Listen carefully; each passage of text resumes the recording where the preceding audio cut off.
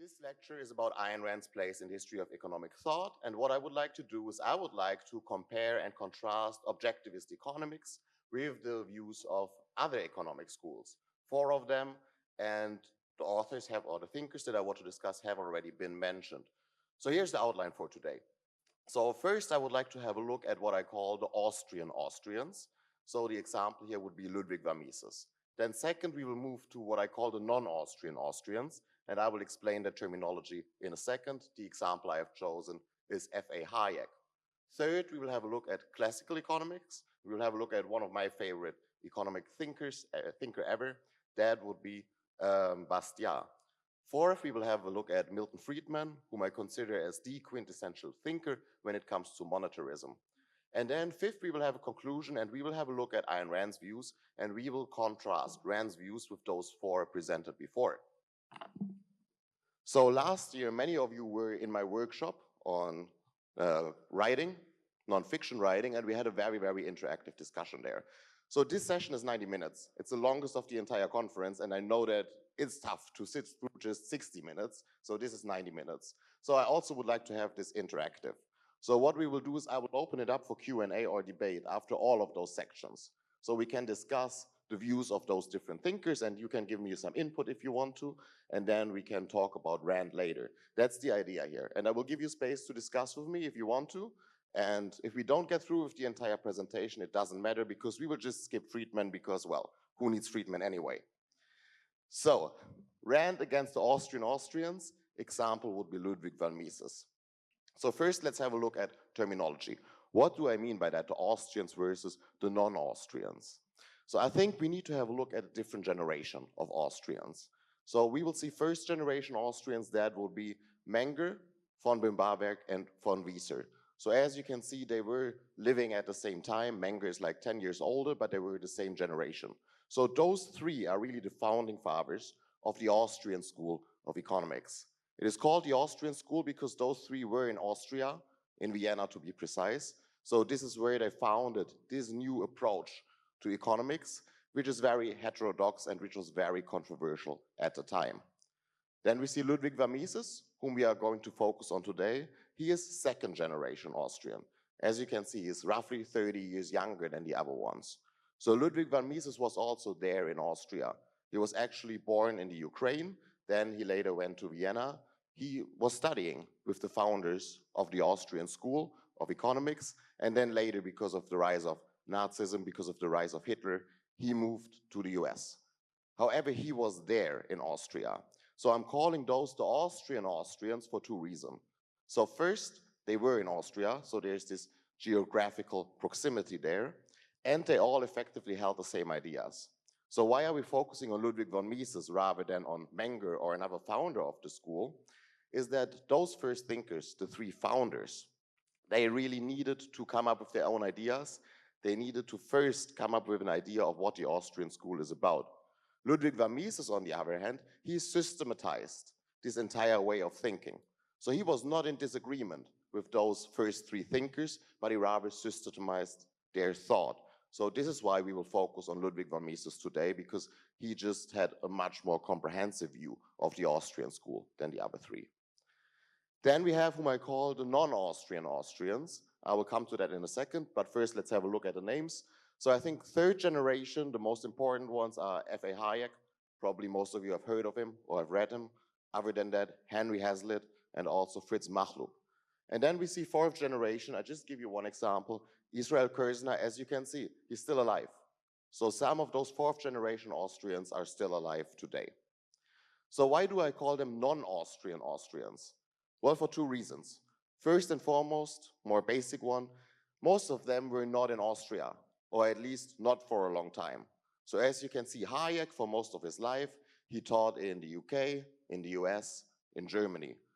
Henry Hazlitt was born in the US, was basically never in Vienna. Fritz Machlup also most of his life in the US.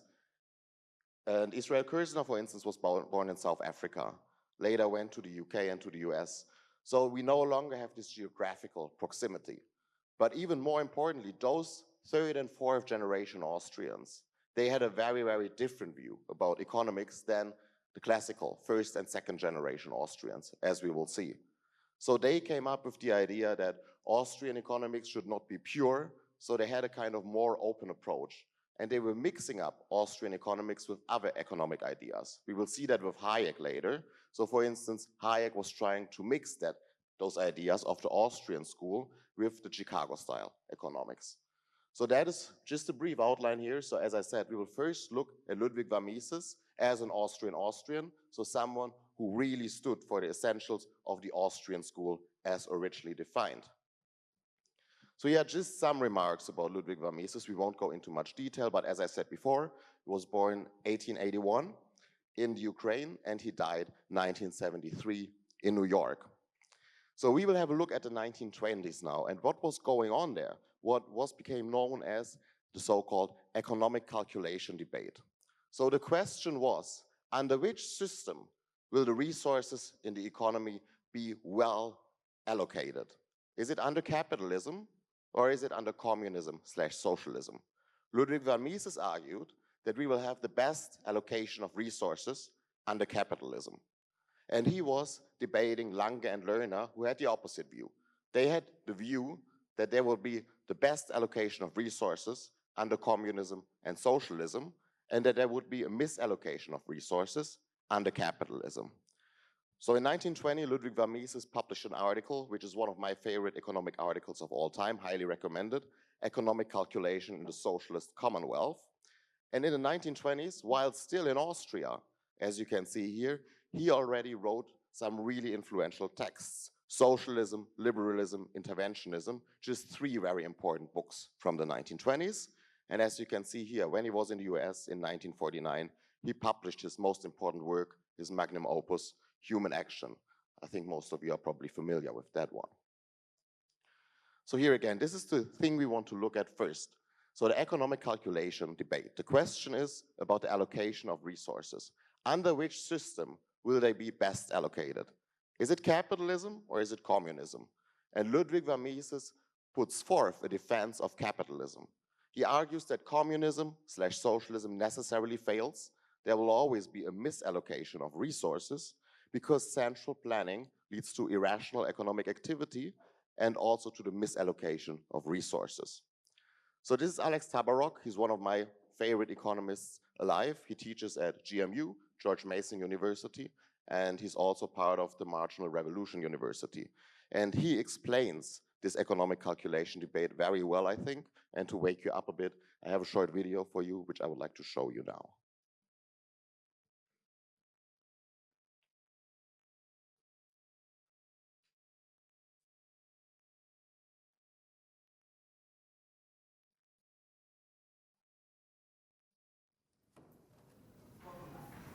Another cost of price ceilings is that they misallocate resources. This is actually a point not covered in most textbooks, but it's very important. And it's going to be important not just to understand price controls, but also to give us real insight and deeper understanding into how the price system works. Let's get started. Let's begin with an intuitive but a real and important example. Suppose that over here on the west coast of the United States, we're having a very mild winter. Temperatures are high, the sun is shining, no problems. Let's suppose, however, that on the east coast, the winter is really bad. It's cold, there's a lot of snow, and so forth. As a result of the weather, the people on the east coast are going to be demanding a lot of home heating oil. So the demand for heating oil goes up, and because of that increase in demand, we get a higher price of heating oil.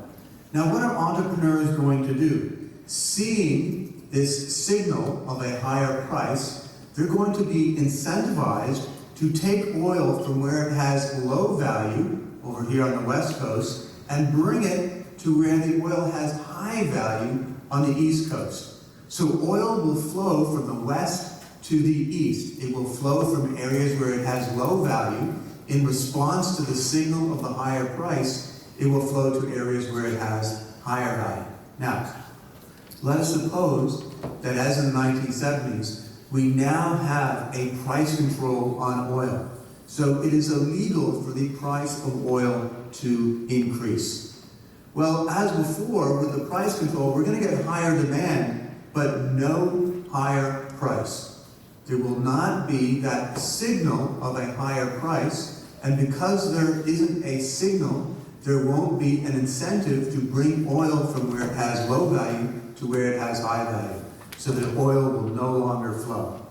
As a result, people over here on the West Coast, they're going to be using that oil for low-value items, things like heating their swimming pool. At the same time, people on the East Coast may not have enough oil to heat their homes. In fact, this is exactly what happened in the 1970s. There was a misallocation of oil because of the price controls. Oil was used in some low uses, some low-value uses, such as heating swimming pools, at the same time when there wasn't enough oil for the high-value uses. That's what we mean by a misallocation of resources. Let's take a look at how we can show this in a diagram. Here's our standard diagram of the shortage. All right, so this was Tabarrok explaining why government intervention into the economy leads to the misallocation of resources. Why is that so? It has to do with prices, because prices have two very essential functions, both of them starting with I, the two big I's I call them. So the first one is information. Prices convey information. Why so? Well, this is basic economics. If the supply or the demand of a certain resource is down, then under a capitalist, under a free society, the price rises. And this gives the businessman, the entrepreneur, as we will see in a second, the information he needs in order to make rational decisions on the market. And second, prices also serve as incentives. Why? Because under capitalism, as you know, there is the profit motive. So businessman and entrepreneur, they want to make a profit. So what they need to do is they need to focus on those areas with the highest return. So what they do is they allocate resources from where they have low value use to those areas where they have highest value use, as was explained by Tabarrok. But I would like to give you another example just to make that case crystal clear. This is from an article I wrote a few years ago, and it became known as what the Mexican milk scenario. Why so? Because I talk about a hypothetical scenario which is set in New Mexico. So I made the following case. Let us assume there's an outbreak of BSE in the state of New Mexico, not in other states of the US though. So if we have BSE there, which is a disease which kills cows, the supply of cows is down. That obviously means less cows means less milk. So the supply of milk would also be down in the state of New Mexico. What happens then in such a case, as probably you remember from COVID, most people start to panic because they think a recession is coming. So in this scenario, they would buy more milk, so the demand for milk is up, which further reduces the supply of milk. So as I said before, please remember here, if the supply is down or if the demand is up, the price will rise. So what we are having here, the demand for milk is up and the supply for milk is down for two different reasons. So what we can expect under a capitalist system is the price to rise.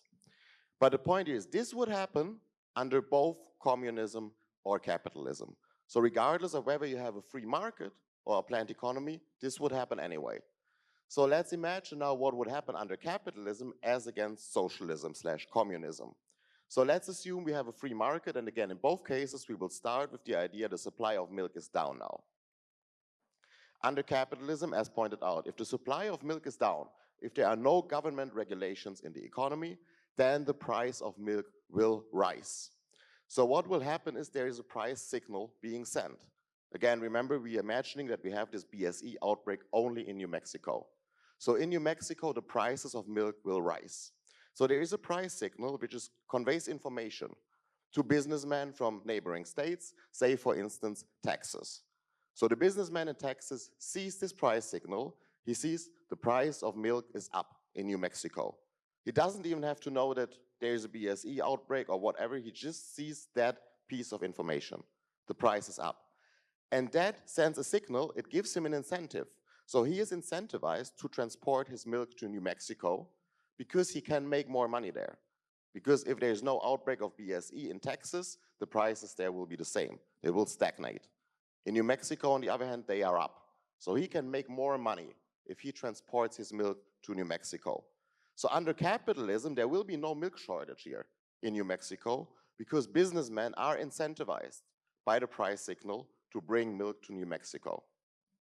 So let's imagine now that we don't have capitalism, but we have a planned economy. We start with the same point, the supply of milk is down.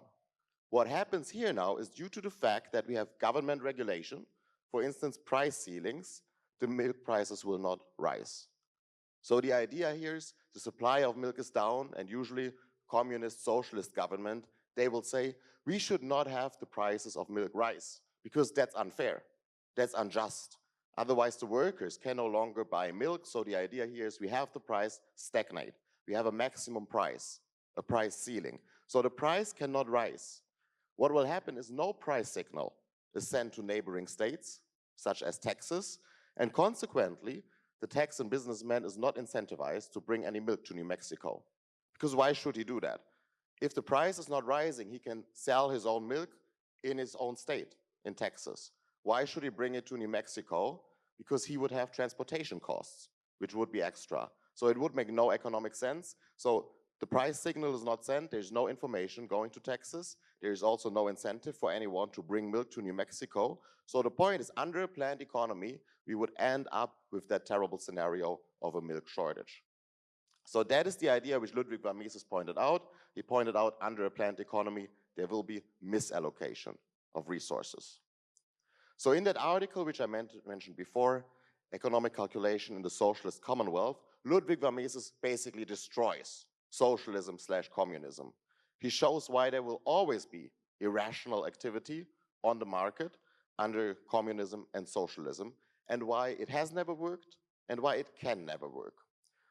So in the edition I have, which is the one currently published by the Mises Institute, this article is 48 pages long. So please remember, Ludwig von Mises demonstrates why capitalism is superior over communism, why a planned economy always leads to the misallocation of resources. So he does that for 48 pages, and he gives us this very utilitarian, practical defense of capitalism. And here's how he concludes the article. So this is not from somewhere in the middle of the text, this is of the last page of the text. So Ludwig von Mises has destroyed communism and socialism forever, and he concludes by saying this, quote, "The knowledge of the fact that rational economic activity is impossible in a socialist commonwealth cannot, of course, be used as an argument either for or against socialism. Whoever is prepared himself to enter upon socialism on ethical grounds, or whoever is guided by ascetic ideals in his desire for socialism, will not allow himself to be influenced by in his endeavors by what we have said." End quote. So Ludwig von Mises destroys socialism and communism, planned economy, and says, but we cannot take that as an argument against socialism effectively, because we haven't made any ethical arguments. So his idea is we haven't challenged socialism or communism ethically, we have only made a practical, utilitarian, amoral defense of capitalism. So it's purely economic one, and if people want to go on ethical grounds to have this discussion, the case might be different. So his view is we should have an amoral defense. That's the best we can do. Enters Rand, who was not happy with that idea. By the way, Ayn Rand knew Ludwig von Mises personally. They were both in New York for a few decades and they met each other regularly. So first and foremost, Rand agrees with Ludwig von Mises on one very important principle. So she agrees with him that laissez-faire capitalism, so complete, free, unregulated, unhampered capitalism, is the most efficient politico-economic system. So both Ludwig von Mises and Ayn Rand held capitalism works. Socialism and communism do not work. However, Rand thinks that this value-free, amoral defense of Ludwig von Mises ignores ethical questions because Mises and others, as Rand puts it, quote, attempted a tribal justification of capitalism on the ground that it provides the best allocation of a community's resources, end quote. So Rand's point is this defense, we will see that in a second, is problematic. She says Ludwig von Mises is right on all the economic points. Capitalism works, we can see that in practical reality. Communism, socialism do not work. But she has a problem with the methodology, with this ignorance of morality. As we saw before, Ludwig von Mises thinks that economics and morality are two separate issues. And Rand thinks this is problematic for two reasons. She discusses that in her letters. So here's her first charge against Ludwig von Mises. She thinks that this defense, which again is purely practical, is ineffective. She says this won't work. And here's what she has to say in one of her letters. She writes, "The great mistake is in assuming that economics is a science which can be isolated from moral, philosophical, and political principles and considered as a subject in itself without relation to them. It can't be done." And now she explains why in regard to Ludwig von Mises. She writes, "The best example of that, best example of giving a purely practical amoral defense is von Mises' omnipotent government. That is precisely what he attempted to do in a very objective, conscientious, scholarly way. And he failed dismally, even though his economic facts and conclusions were, for the most part, unimpeachable.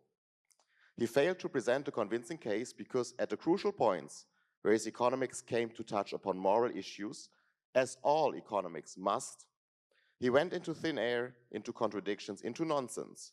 He did prove, all right, that collectivist economics don't work, and he failed to convert a single collectivist." End quote. So that's Rand's charge. Rand's charge is if we do not argue on ethical issues for capitalism, we will not convince the socialists or the communists. So purely utilitarian, amoral, practical defense of capitalism is ineffective. However, in another letter, Rand goes further. She says this Misesian defense, which again is amoral, is not only ineffective, but in the worst case, it can also be detrimental. So having this purely practical defense of capitalism can actually, according to Rand, strengthen the case for communism and socialism. Here's what she has to say. She says, "I think that Hazlitt's Economics in One Lesson," as I said before, that's a third generation Austrian. And by the way, Rand also knew him. He also lived in New York. So I think that Hazlitt's Economics in One Lesson is another case, such as Ludwig von Mises. Hazlitt tried to divorce economics from ethics. He presented a strictly economic argument, telling how things work and carefully omitting to state why the way they work out is proper. That is, what principles should properly guide man's action in the economic field. This is an example of why I maintain that no book on economics can have real value or importance if economics are divorced from morality. When one attempts to do it, one merely spreads the implications and premises of the collectivist morality and defeats one's case for the more thoughtful readers." End quote. So what Rand means by that is the following. If we do not defend capitalism morally, if we only defend it with this practical approach, if we do not offer any ethical moral arguments for capitalism, the thoughtful reader will think that actually morality is on communist sides, or on the socialist side, because they will think otherwise the capitalists would show any moral arguments for their case. If we're just making the practical case and ignoring morality altogether, Rand thinks that some readers will assume that the case, the moral case, must be made for communism or socialism rather than for capitalism. So again, very short summary, and then I open it up for Q&A or for debate. I would like to hear from you what you think is true here, whether you agree with Mises or Rand. But the point is here, Mises and Rand agree in their politico-economic views. And I think it wouldn't be, you wouldn't go too far if you were to say, Rand's objectivist economics effectively is Misesian economics. So they agree on very much all fundamentals. They are both in favor of full, free, unregulated capitalism. Rand just disagrees with the methodology. She thinks that capitalism cannot be defended, justified on purely amoral utilitarian grounds. She thinks we need to have also the ethical defense, because otherwise we will lose the case. A, because she thinks Ludwig von Mises' defense is ineffective, and B, as I pointed out, she even thinks it might be detrimental if we make the case for capitalism on this basis. Okay, so I'll open it up for your views. What do you think? Do you think that Ludwig von Mises' practical utilitarian approach is enough? Or do you think we also need to have a moral defense of capitalism, as Rand thinks? Any views on that?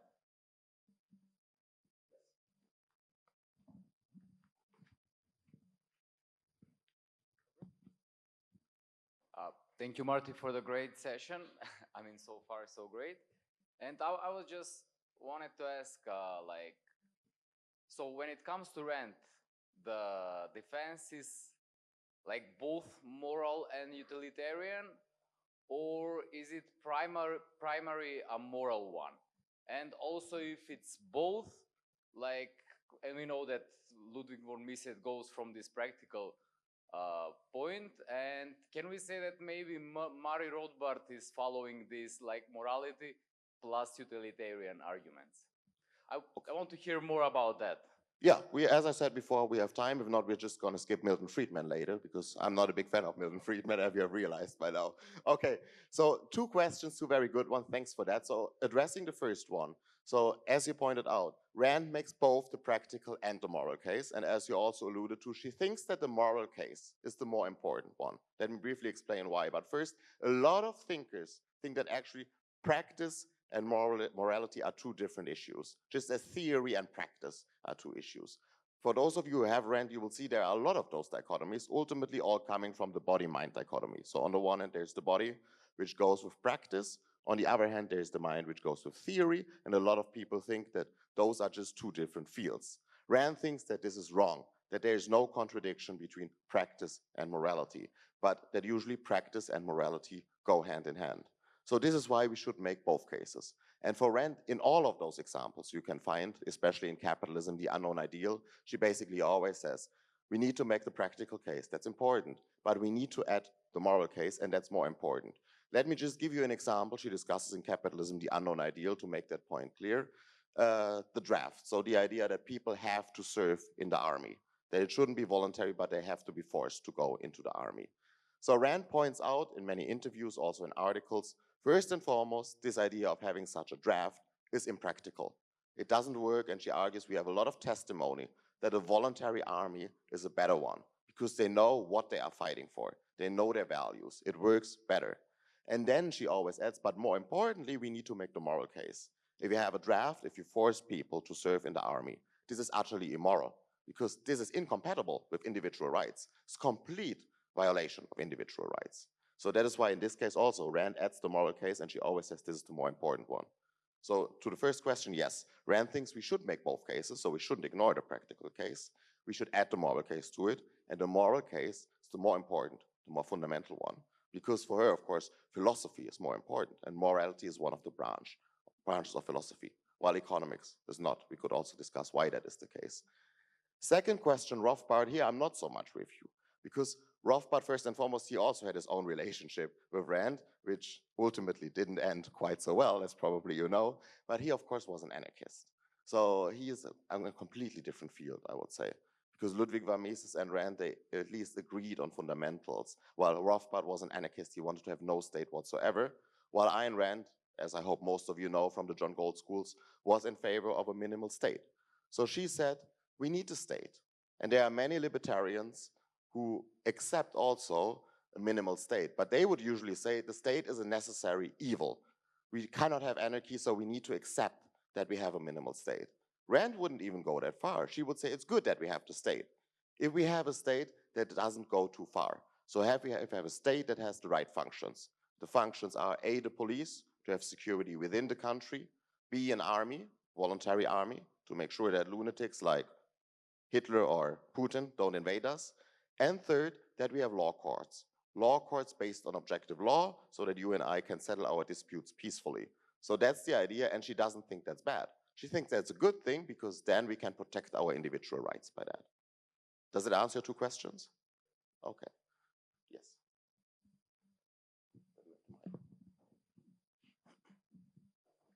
Yeah, I want to ask more of an academic resource question. We know that there are economic academics who are following Mises in academia, and there are those who follow Friedman. Are there any Randian economic academics who are defending Rand's ideas, or more importantly, try to defend this political economical approach in economic theory within the academia? If there are any sources we can take from that. Well, first and foremost, you have to see all those thinkers we are discussing today. You usually won't find them in any textbooks. So the entire Austrian school, even monetarism, all of those, you will not find them. If you go to your average left-wing school, those people will not be discussed. You will discuss people like Keynes, for instance, but you will not even find any of those names in the textbooks. So in mainstream academia, there is no discussion of any of those, let alone the relationship among them. But effectively, I think there has been a lot of scholarships in the last 20 years, and the person responsible for that would be Jankins, who has done a lot of research, and he argues in favor of more of a synthesis of the Austrian school with the objectivist economics. So that would be, I think, the author to look at, Jankins. Maybe one more, and then we continue with Thank you. FAH. Thank you. Yeah. One Russian libertarian, Mikhail Svetov, had once a lecture why capitalism is good for the poor. And the point was not just to tell them about like the basics of capitalism and try to persuade them why it's the best system, but to convey why it will be beneficial specifically for the poor. Because like the poor people, I'm talking about mostly adult, old people, have very, very, very established views that communism will bring them wealth, though it couldn't make that for a long time, but still they believe. So maybe in this context, Mises' approach to convince people with established views that socialism can bring them wealth through the prism that it will lead to the wiser allocation of resources is like more effective than Rand, who was just trying to tell them about the moral basics. What do you think about that?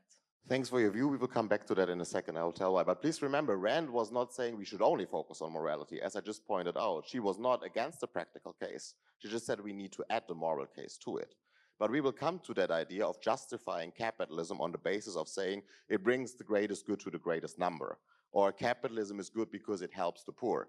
Capitalism is good because it helps sick people by giving them better Medicare. Capitalism is good because it helps aged people, and so on and so forth. We will come to that because that's the idea of basing capitalism on altruism.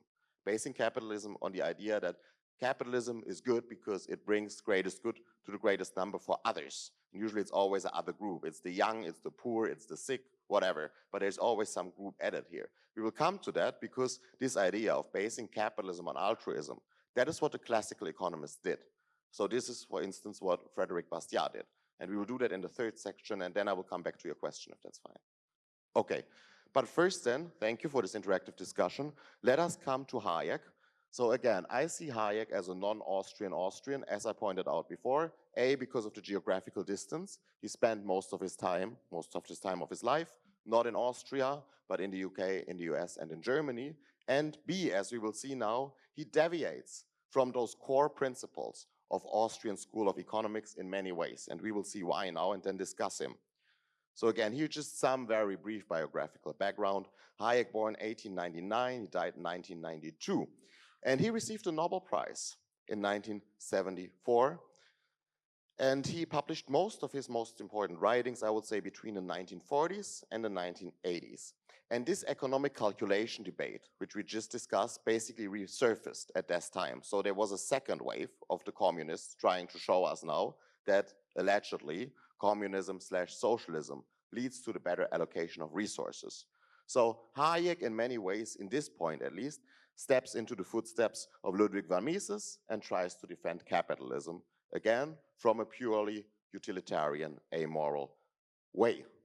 So he also focused on price signals and the information problem. So this still is very Misesian. But what he adds now, what we don't find really in Ludwig von Mises is A, he focused on the limits of human knowledge, and B, of the possibility of adding social safety nets to capitalism. And we will focus on those 2 points in a minute. Those are the 2 ones I want to address. Limits to human knowledge and possibility of social safety nets under capitalism.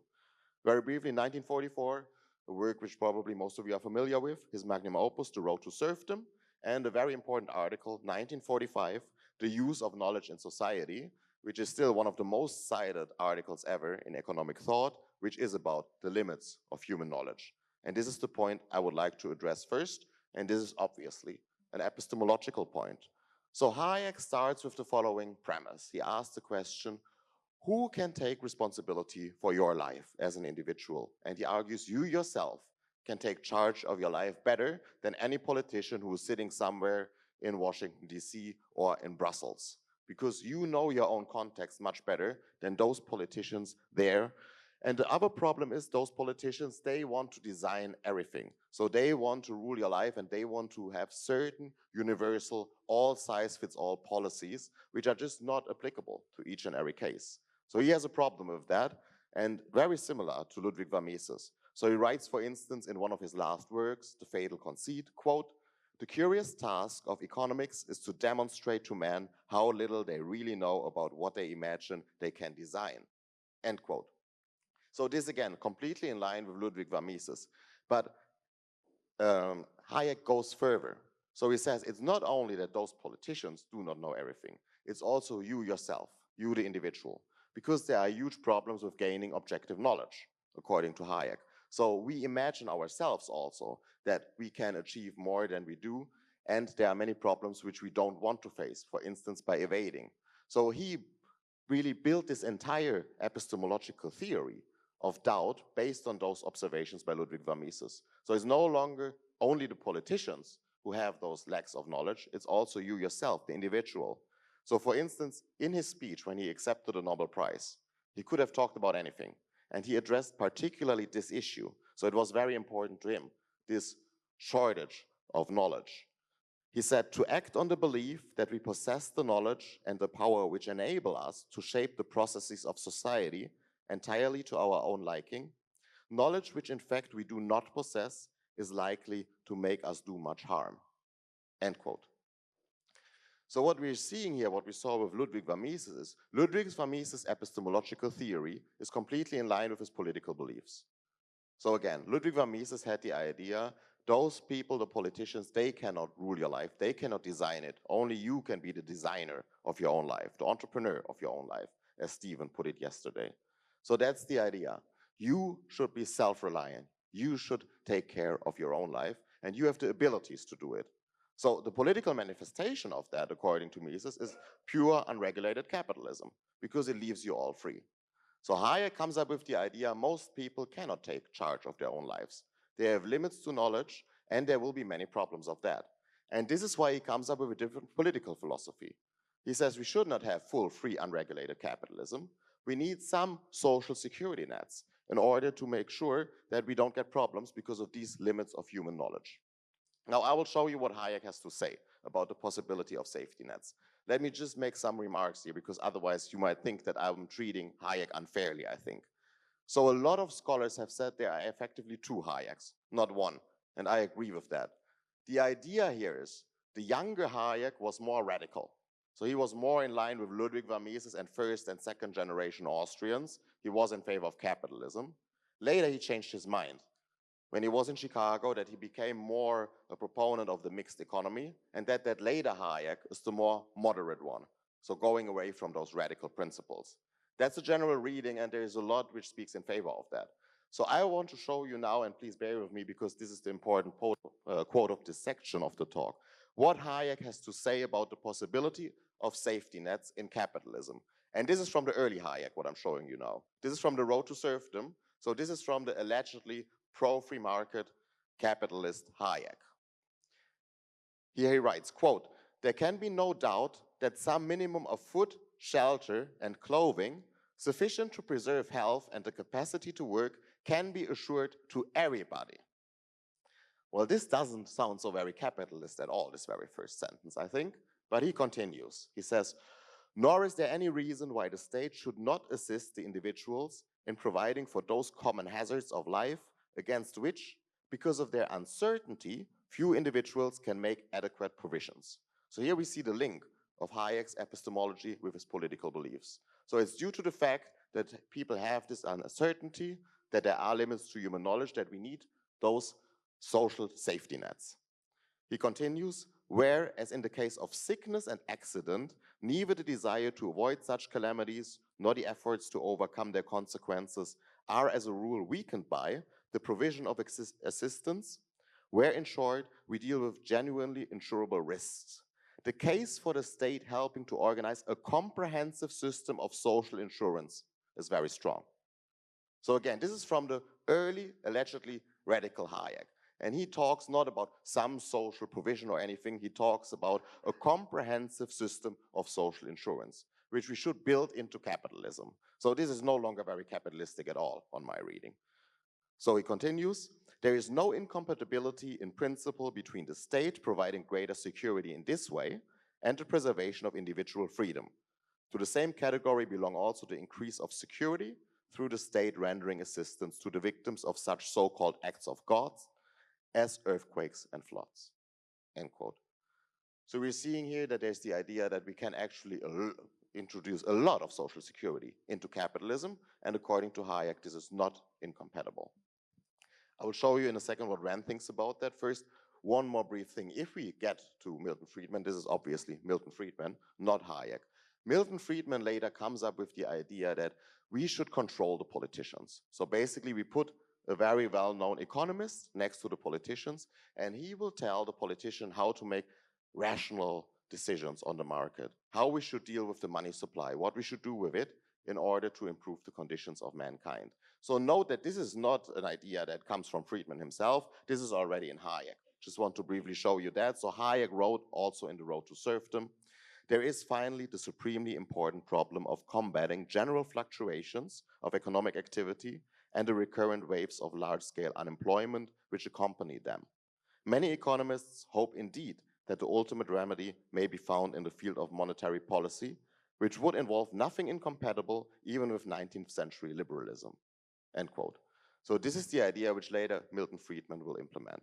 So I will not focus on that for the moment, but let's stay with limits to human knowledge, possibility of adding social security nets to capitalism.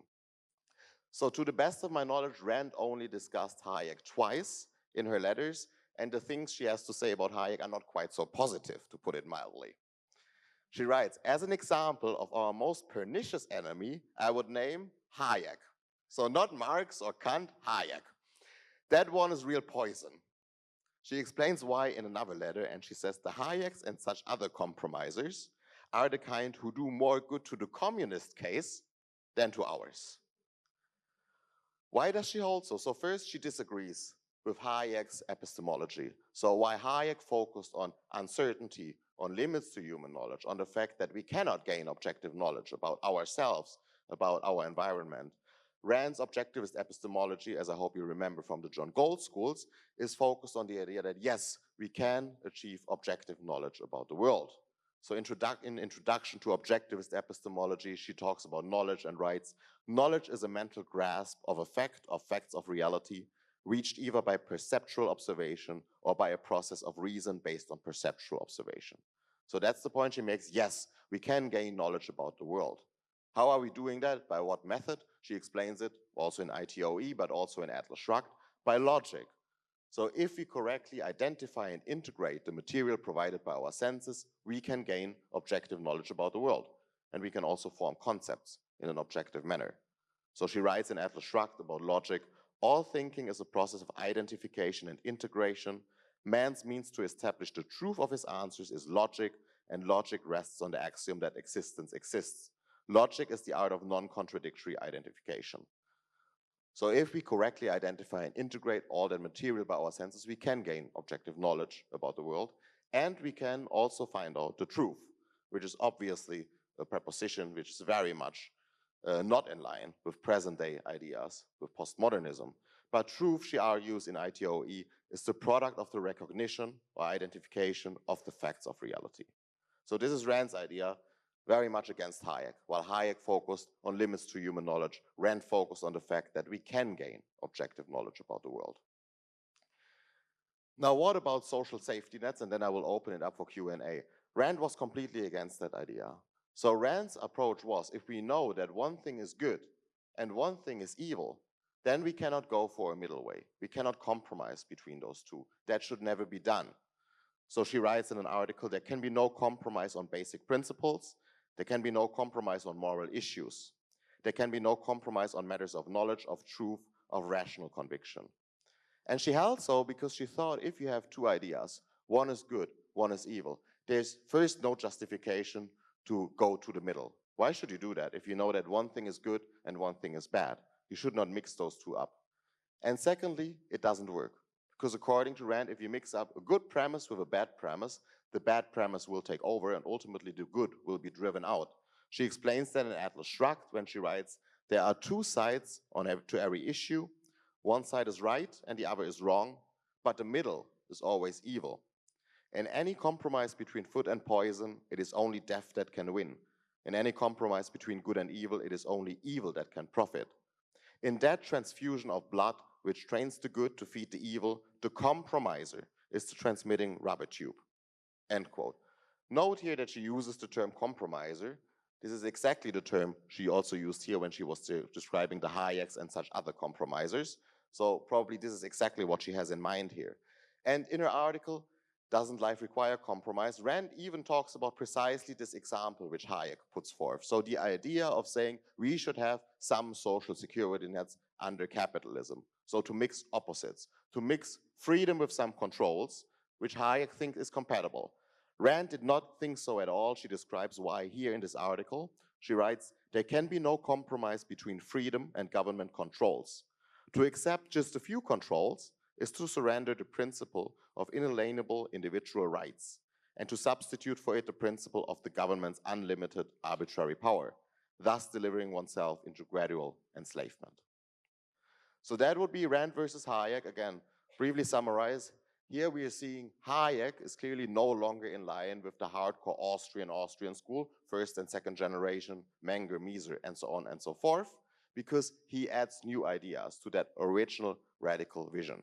So first, epistemologically speaking, he focuses on the fact that humans are ignorant of many things, they have limits to their knowledge, and consequently, because of that, there should be social security nets. Rand is against that. She thinks that each and every one of us individually, we can take care of our own lives. And also we should not have social security nets in capitalism because A, it is impractical, it doesn't work, we get more and more controls, as I think we're seeing at the moment incidentally, and it is also immoral. So that is the idea here. Okay, I'm opening up for Q&A again. Okay, good. Where do we want to start? You choose. So, hello, I think this is one of the most controversial part of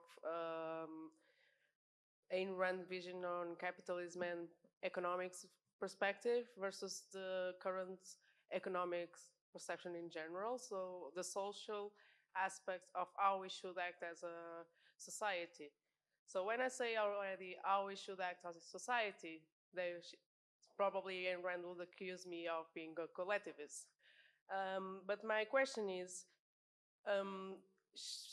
when she faces an idea that is what she doesn't agree, she brings a lot of this is not good for us. This is not good for objectivism. This is against us. So the first quotes that you showed on communism. So, and then another thing is that she mentions a lot about truth, fact, reality, good, and knowledge. So this, in epistemology, she does not clarify what is truth, facts, reality, good, and knowledge. And I mean this in terms of not clarifying because she doesn't define it in a sense that is logical. It comes to some controversies. I can go there. But my main question is, she talks about individualism, so we should know how we should live our lives. But then she goes against the idea of a lot of individuals believe that social needs is ethical and moral, is something that you should have. This is the type of life that I would live, that I would like this. So, and then she doesn't go there and explain why it is impractical. She just states it is impractical. So I don't understand the good versus evil there, and this is my question for you, is how in the logical analysis from philosophical perspective and epistemology that I can look at this short and using our own criteria say this is a logical counter-argument for social security. Okay, thank you very much for the question. Let me briefly answer that, and then please for the next question, because there were so many questions, please try to keep it under 1 minute ideally. Again, I would like to leave you space, but otherwise the other people won't have enough time to discuss that with me.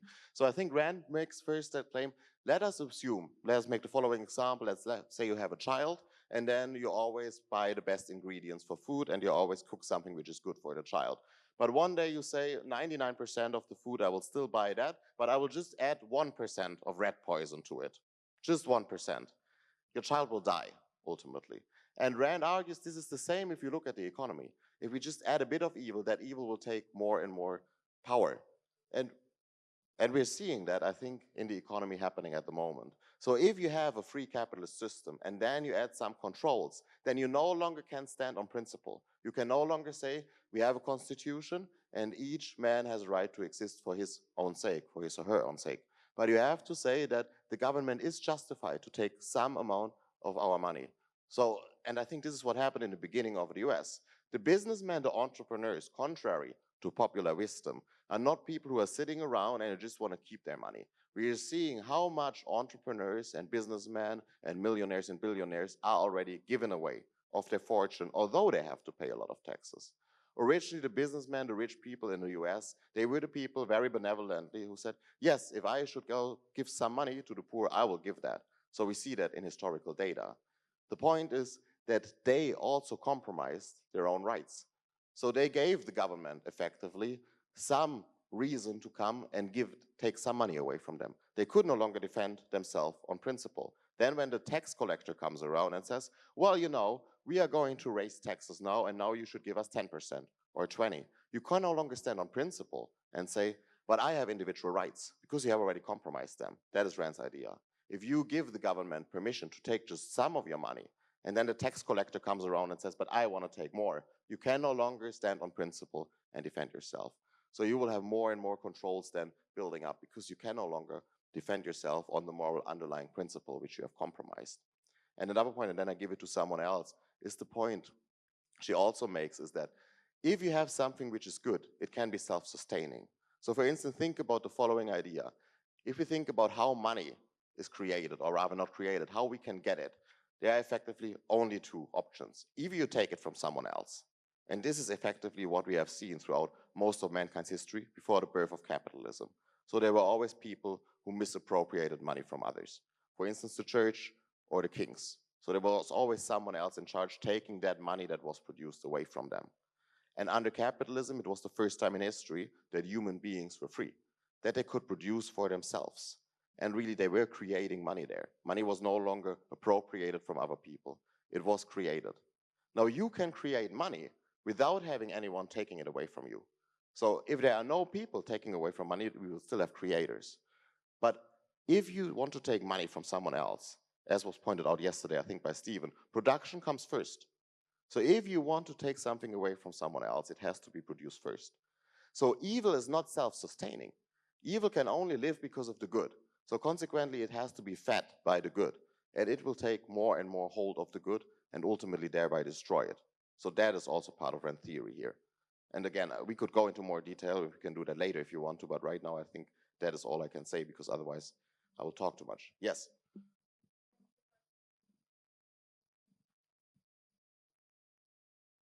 It works now.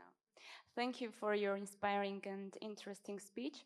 So simply saying, Ayn Rand says that capitalism is right because it respects your right to live for yourself, etc. But Hayek says capitalism works because no one, even person or government, can ever know enough to plan everything.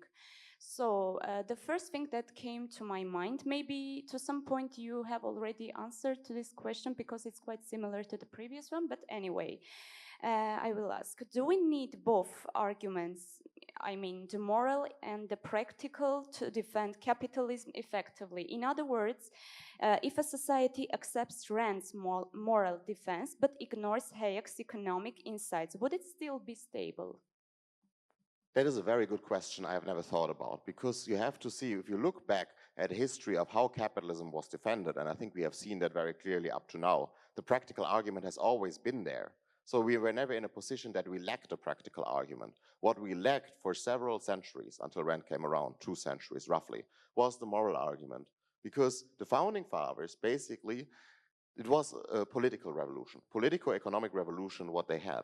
So that idea of individual rights and of the right to your own life and the pursuit of your own happiness, that's of course stated, but there was no moral revolution there. they still accepted in many ways the morality of altruism, that you have to live for others. So in a way, there was a moral revolution. It was not made explicit. And that is the problem in many ways with the constitution. So there was no moral revolution alongside that politico-economic revolution. So this is why we always lacked the moral defense. So we were never in a position effectively where we had only the moral defense somewhere, but we lacked the practical defense. The practical defense has always been there. So what we are doing here then probably is a very theoretical exercise. So let us say Rand would have been there before anyone would have defended capitalism practically. Would that moral defense have been enough? And again, that's counterfactual, right? But I am not sure about that. I would have to think about that more. I think it's certainly better that we have both defenses. So it's certainly better that we have both. If the moral defense alone would have been enough, I'm not sure. I would have to think about that later. But I will answer that later in private then. Okay, where are we next? Hi. First of all, thank you for your speech. I want to make references on the story of the milk when Hooss died and so on. My question is like when product is reduced for some reason and demand is high compared to what market can produce, it might take few years for new companies to emerge, right? Because we know lots of products are requiring many time for factories to be built. And isn't it possible for countries, let's say like country with strong economy, to import products, like some specific product with cheap price to another country in order to kill local production of this specific product? And every time when local production dies, the import country from which the product is imported might increase the price of this product. And every time he sees that there is competition on the local field, he might decrease price again. And this way to gain some kind of authority over another country in terms of financial and like making him dependent on his product this way. Yeah, it's a very good question, actually. I think two questions melded into one. So this is a very important issue. So let's briefly talk about it, at least for 3 minutes, because it's a very timely issue. So the question, in effect, is about free trade versus protectionism. And of course, because of the Trump policies, this is something which is very much debated at the moment. So let me tell you very honestly, I am more in favor, more favorably of Trump than most of my fellow objectivists. But I'm terribly opposed to the tariffs. And I even signed an anti-tariff declaration alongside Richard Salzman, who unfortunately is not here today. But the point is, it is not a good idea to basically restrict trade and to try to save a certain group. So let us give the traditional example of agriculturists. So the idea would be like, all right, so we can import agricultural products from China. They are cheaper there, so that will kill the US farmers, basically. It will rob them of their livelihood. So now we are going to have a tariff, and then we're going to make sure that we buy American first. It is not a good idea, because who will win with such a policy? Well, it's the farmers, obviously. The farmers, the US farmers only, who can now sell their agricultural products at a higher price. Everyone else loses. It's important to remember that. If we restrict free trade, it's the international farmers that will lose, and it is also the consumers in the US. So everyone who is a non-farmer will lose because they have to pay those agricultural products at a higher price. And it is also the case that we have to remember, under capitalism, you are always both a producer and a consumer.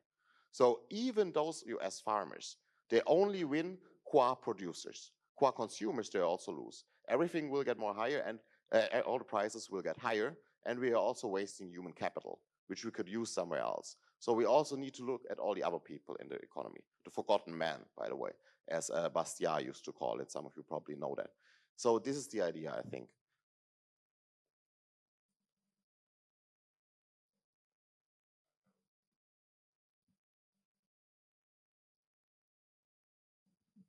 Okay, so in the Rand's letter, it says that I can tolerate the Ludwig von Mises, but the biggest enemy is Hayek. So because it's the reason that it's the enemy inside us, so you can notice the socialist or communist, but it's hard to notice someone who seems like a capitalist but destroys the individual fundamental values of the philosophy. So now it's like a secret enemy inside us. And when I take a look to libertarian individuals and also intellectuals, I see there's too much Hayek fans that also agrees with him. So do you think that Hayek achieved its goals in that term? Because it's really hard to find someone that truly believe in the free market economies and also the classic liberalism like Rand. I could not agree more. Yes, I think this is exactly the case. And this is a very important point, so let's briefly focus on that. So why is Rand saying that that one is real poison, that he's doing more to the communist side than to ours? She means the capitalist side, obviously. So why is she singling out Hayek? Well, if you look at the US, for instance, let's take the US as an example. There were several attempts to establish a socialist or communist party that really stood for socialism and communism. No one voted for them, basically. They didn't get any votes. So this was not a vision that was attractive to US Americans. But Hayek really undermined the legacy of capitalism by going for the mixed economy. So he was basically one of the people responsible for the new legislation, thank you, and for adding socialism piecemeal. And this is how it worked, and this is why it was effective. If people had stood up for socialism, the Americans would have rejected it. 99% probably plus would have rejected it outright. So it was really Hayek who was undermining capitalism from the inside. And this I consider a problem, indeed. If people, and this also goes back to the previous question, I think, this is also the problem of why we should not compromise, because it really deteriorates us from within. I think this is the crucial problem here. 1 second. How many minutes do I have left, by the way?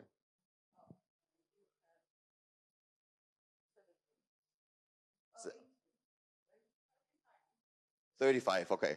That sounds better. Okay. Then I take one more question, then we continue with Bastiat.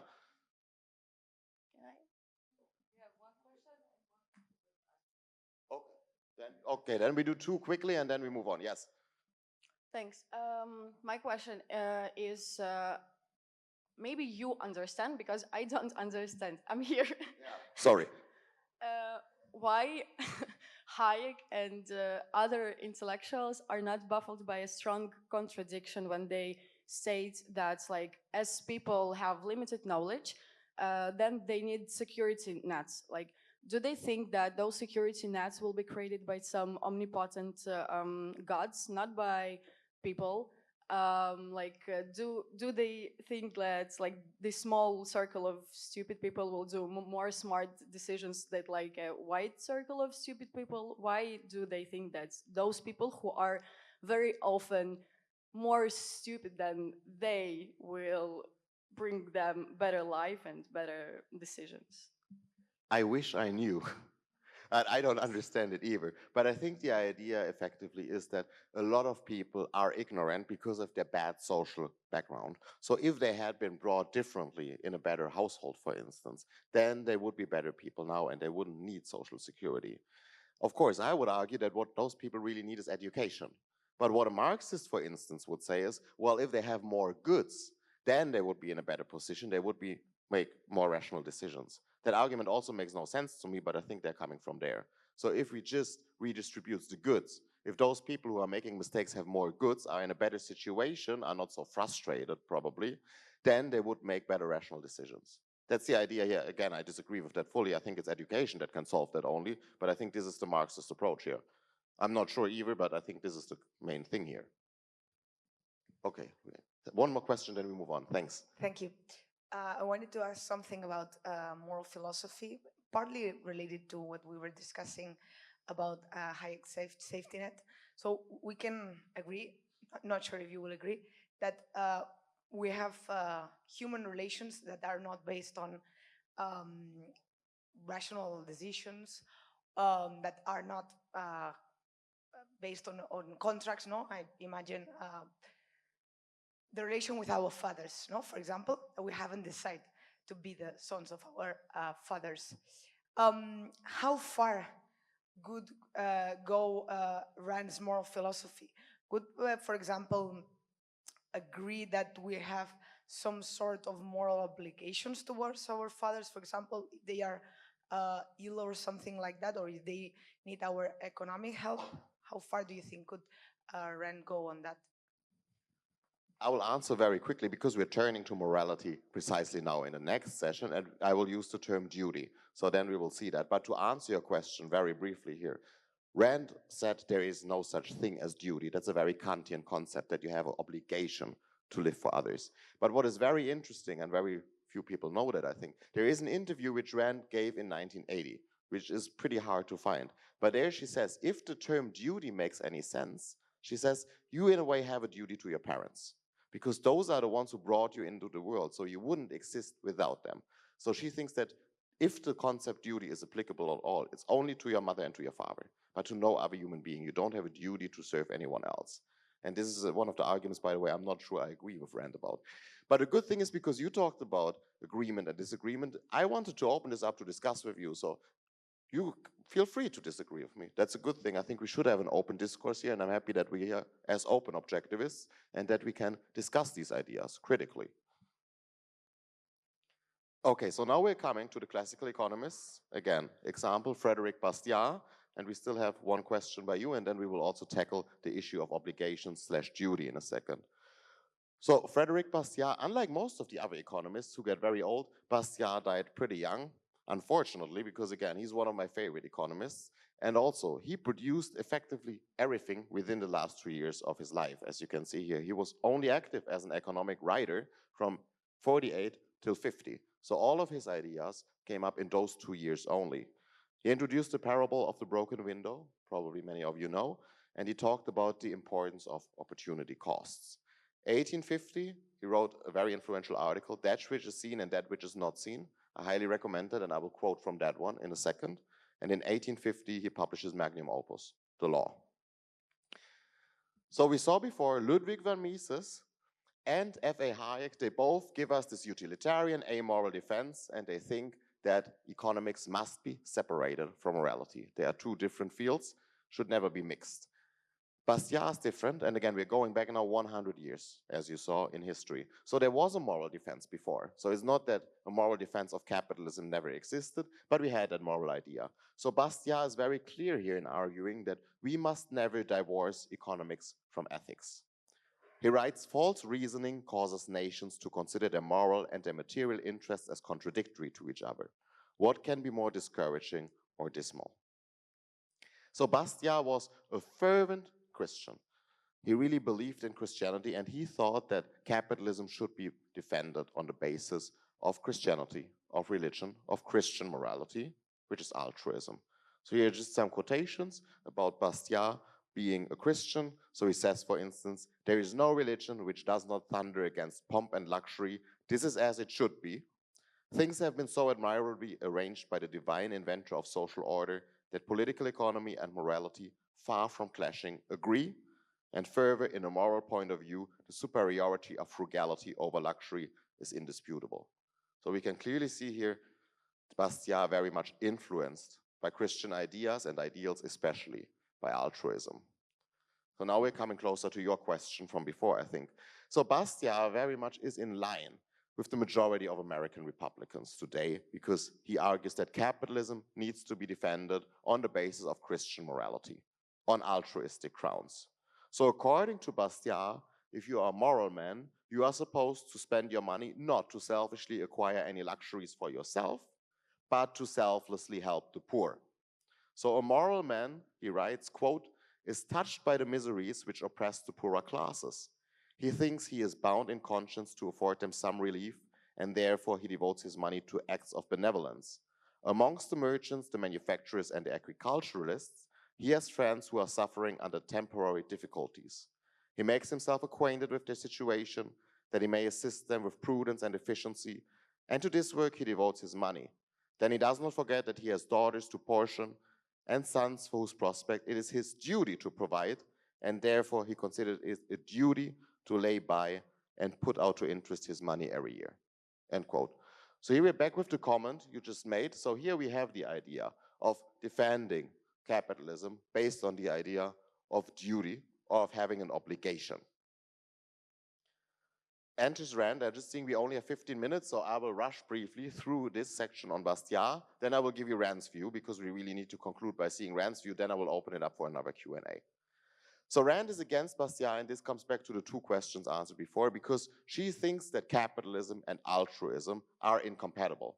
You cannot defend capitalism on altruistic grounds. We will see why.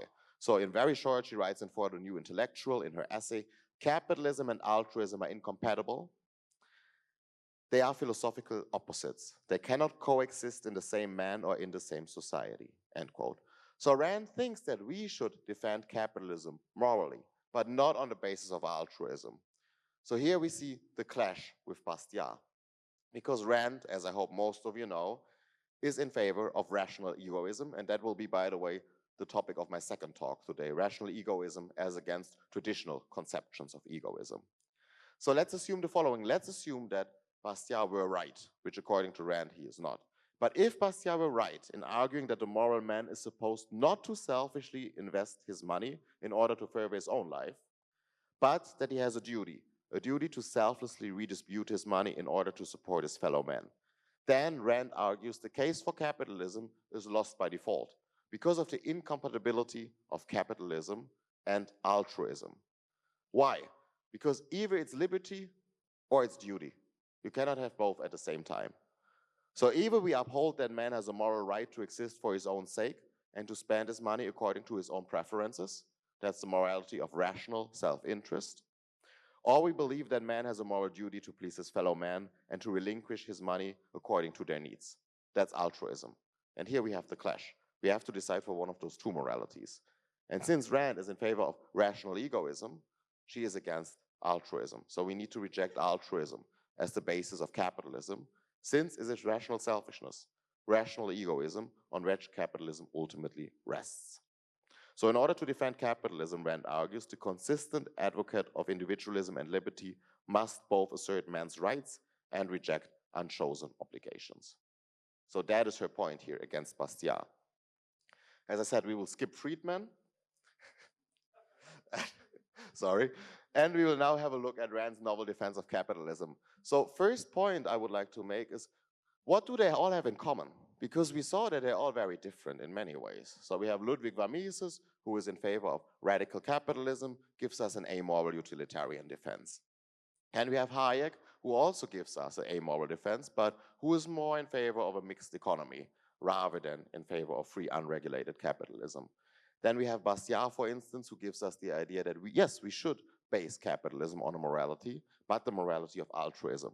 So it seems they're all different, but according to Rand, they have something in common.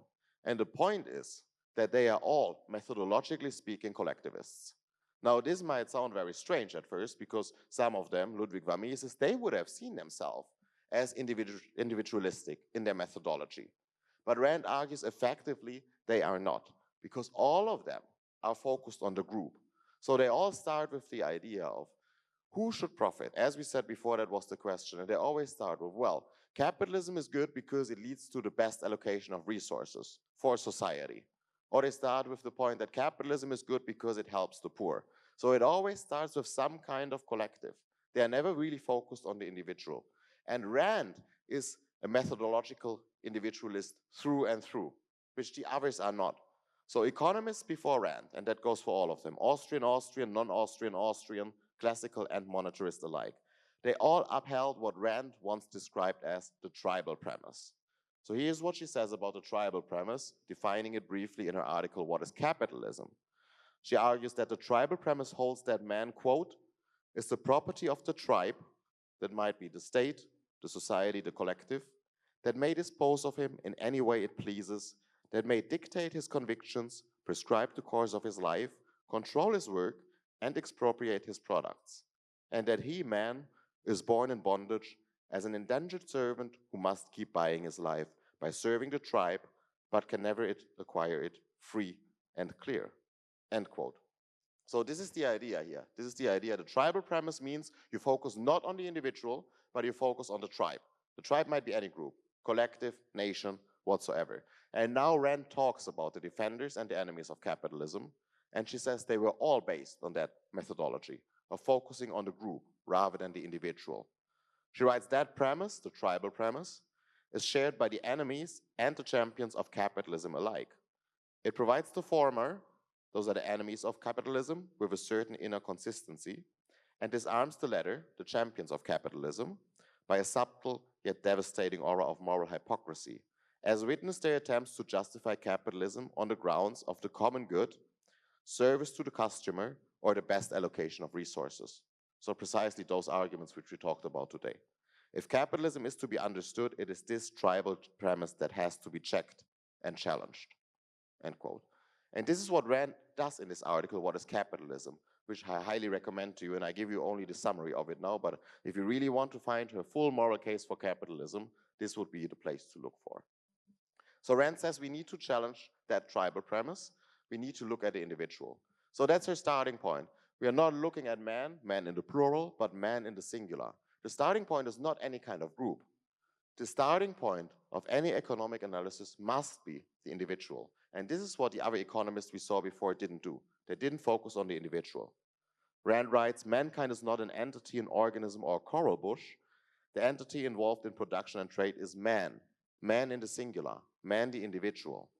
It is with the study of man the individual again, not of the loose aggregate known as community, that any science of the humanities has to begin. End quote. So you see, this is a very different approach. Rand doesn't start with, let's look at the poor, how can we help them? Let's look at the allocation of resources. She says, well, first and foremost, we need to look at the individual. We need to figure out what kind of being is man? What kind of being is the individual? So that is her question. This is her starting point. Her starting point, the very first point she makes is man is the rational animal. So this probably sounds familiar for those of you who have studied Aristotle, for instance. So the idea is we are animals in some way. So there are certain attributes we share with animals. Like other animals, think about elephants, giraffes, whatsoever. We need food, we need to have water, we need oxygen in order to survive. This is what we have in common with other animals. What differentiates us from all other animals is our reasoning faculty, our consciousness, our mind.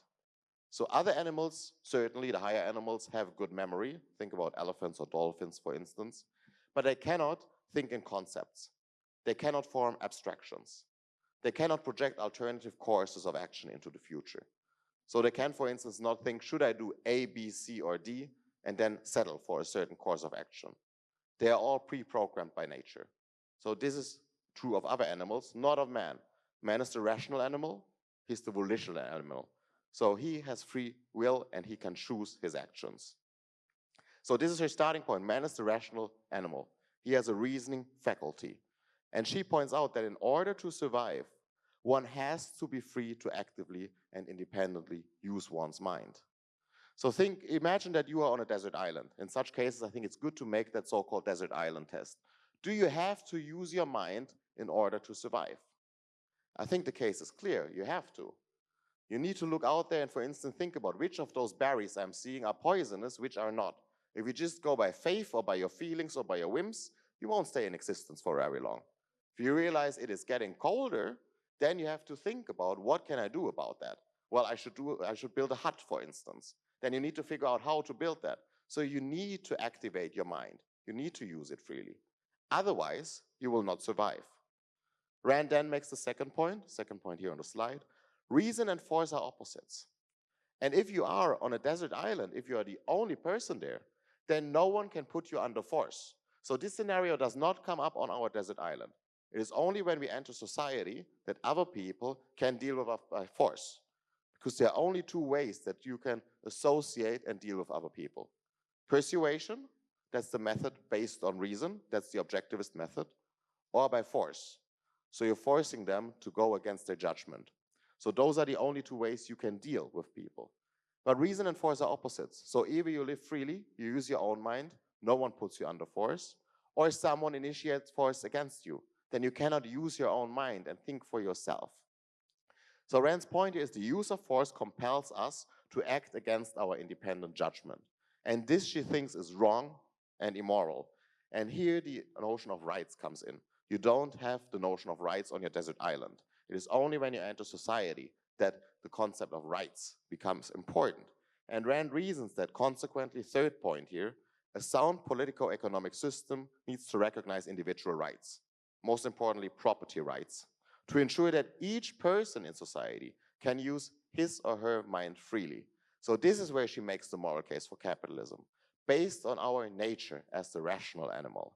So capitalism, fourth point here, is the only moral social system, moral, note the term, because it, quote, recognizes individual rights and bans physical force from human relationships, end quote.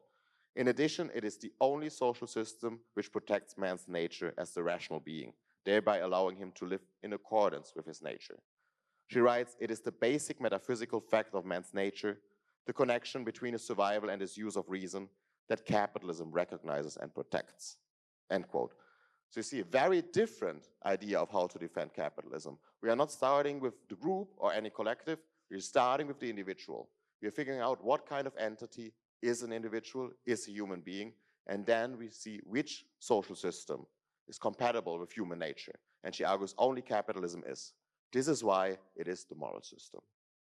Okay, I think we have around 3 minutes left, probably 3 or 4. Okay, so we have time for maybe 2 more questions. But again, I'm here for today and I'm also here tomorrow, so we can also discuss that later today still. Yes, thank you. Hi, thank you. Really very interesting talk. My question is from a slightly different perspective, where it's not talking about capitalism, it's more talking about the role of, obviously, Rand was against altruism and the provision of welfare by the state, but the role of sort of private charities in the provision of a form of altruism. That my justification for this is rationally, I'm sort of looking at this from a healthcare perspective, rationally, I think that vaccines, because it's a provision that it affects a community, right? That herd immunity for those that can't have vaccines, that vaccines should be provided through a private charity system. And I just wondered what Rand's perspective on that would be. Yeah, thank you. That's a very good question. Rand addresses the question of charity in her Playboy interview very briefly. She first says she thinks it's a marginal issue, so she didn't consider it a very important one. But you have to remember, and I answered briefly, we can discuss it more. I would like to take one more question. Altruism means self-sacrifice. Self-sacrifice is involved in that. So if you have private charity, if it's important to you, and I think it's important for most of us that we live in a good society, that we help other people in our community. If you do that because you think that is good, that is worthwhile, that wouldn't be altruism. That is the point. So Rand is not against private charity. And what we are seeing, also very briefly, is if you look at how much billionaires have to pay in taxes, and nevertheless, they are so benevolent and trying to help so many people. Imagine how much more they would give if they were free and if they wouldn't have to give all of that to the state. So I think we would even live in a much more benevolent society. There would be much more private help under capitalism, which we saw before all of those safety nets. Okay. Okay. Oh, I thought you had a question. Okay. So any questions left? Yes. Okay, thanks. Yeah, my question is, you know why billionaires give so much money to social causes? I think I know what you want to argue, so what's your argument? No, I'm just asking, do you know why? What is the reason? I think you will go in a different direction than I would say because they're benevolent people. No, but why? Like, what happens when they give the money to social things in America, for instance? Don't they do have tax reduction? Don't they? You see, I knew that you were going into that direction. That is true in many cases. No, I just yes. wanted to. That is true in many cases, yes. But we also see that you have to remember the welfare state is a very, very new idea. Came up in Germany as most bad ideas, 1870s, 1880s, Bismarck. It was introduced in the US really effectively in the mid-20th century. Before that, there was private charity, so we also saw private charity going on before. And we are also seeing that in different communities. So recently in my community, my hometown, a house burned down. So it was house of family, 2 small children. And within only a day, within 24 hours, from that community, way less than 1 million people, was over $2 million raised. And those were not big businessmen or any billionaires giving that money, but it was just normal people with an average salary who were helping others. So we're seeing those acts of kindness and benevolence in society. So it's not only that the billionaires are giving so much money, but I think that they would also give voluntarily. Yes, I do think that's the case. That's it. Okay, thank you. Thank you so much, Martin.